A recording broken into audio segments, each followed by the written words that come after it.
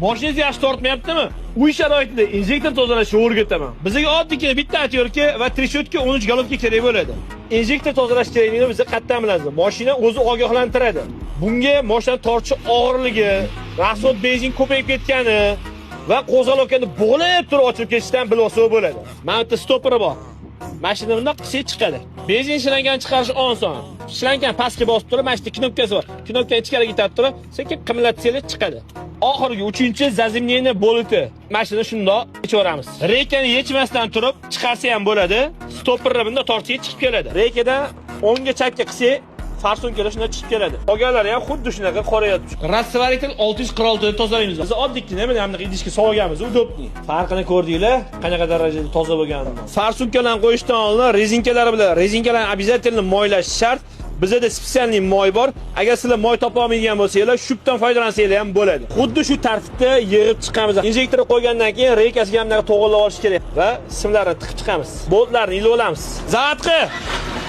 Xuddi shunaqa ish qiladigan bo'lsanglar, rasxod benzini kam bo'lib, tortishi zo'r bo'ladi. Mashinangiz yaxshi tortmayaptimi?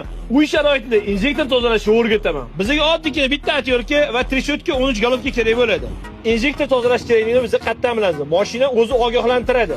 Bunga mashina tortishi og'irligi, rasxod benzin ko'payib ketgani va qo'zg'alokani bog'lab turib ochib ketishdan bilsa bo'ladi. Mana bu stopperi bor. Mashina bundoq qilsa chiqadi. Benzin ishlangan chiqarish oson. Ishlangan pastga bosib turib, mana shu knopkasi bor. Knopkani ichkariga itarib turib, sekin qimlatsangiz chiqadi. Oxirgi 3-zazimniyni bo'liti. Mashina shundoq yechaveramiz. Reykani yechmasdan turib chiqarsa ham bo'ladi. Stopperni bunda tortib chiqib keladi. Reykadan o'ngga chapga qilsa, farsonkalar shunday chiqib keladi. Qolganlari ham xuddi shunaqa qorayotib chiqadi. Rasvaritel 646 ni tozalaymiz. Biz oddiygina mana bunday idishga solganmiz, udobni. Farqini ko'rdinglar? Qanaqa darajada toza bo'lganini. Farsonkalarni qo'yishdan oldin rezinkalar bilan, rezinkalarni обязательно moylash shart. Bizda spesialniy moy bor. Agar sizlar moy topa olmaydigan bo'lsanglar, shubdan foydalansanglar ham bo'ladi. Xuddi shu tartibda yig'ib chiqamiz. Injektor qo'ygandan keyin reykasiga ham to'g'rilab olish kerak va simlarni tiqib chiqamiz. Boltlarni ilib olamiz. Zavatqi. Xuddi shunaqa ish qiladigan bo'lsanglar, rasxod benzini kam bo'lib, tortishi zo'r bo'ladi.